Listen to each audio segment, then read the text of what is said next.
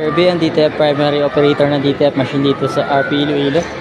Ito po yung DTF printer as of November 5, 2023. Bira itong nagamit.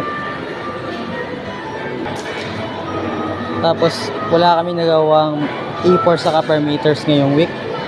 Starting November, mula pa ng October kasi inaayos pa yung calibration ng head ng colored. Kaya nakapahinga ito na maayos. Sa consumables namin, wala din ako nagamit. Cyan, wala. Sa magenta, wala. Yellow, wala. Black, wala. Tapos wala na kaming white dito. Naka-request na ako ng quaff. Tapos wala din kaming finish solution na natitira. Tapos sa film namin, 4. Yung powder namin 22. So dito naman yung mga in-use supplies namin, maayos. Then dito naman po nakalagay yung mga unused supplies namin. Updated yung inventory report ko as of kanina. Ito naman po yung aking printer head area, yung capping, ground wire, saka ABR plug. Ganito naman po yung tama pag head clean ng DTF pin. I-clean po natin strong 2 heads.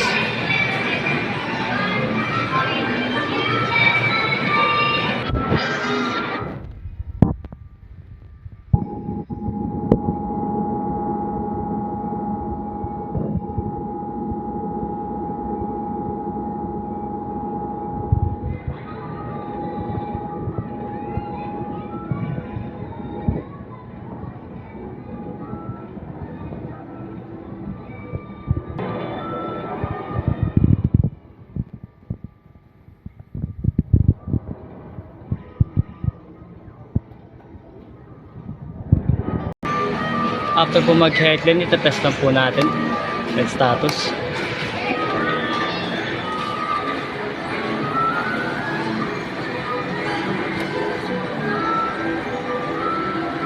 So yan po, okay naman po yung ating asal check. Mula sa colored hanggang white. Yung pinaproblema ko lang po yung calibration, hinahabol ko pa kasi kumakalat yung print outcome niya. Dito naman yung aming ink tank area.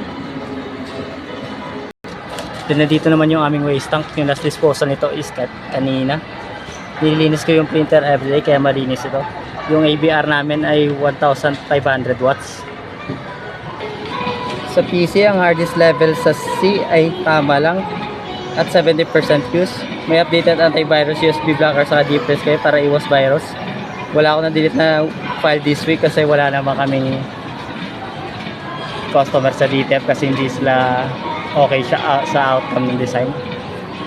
Yun lang po. Thank you po.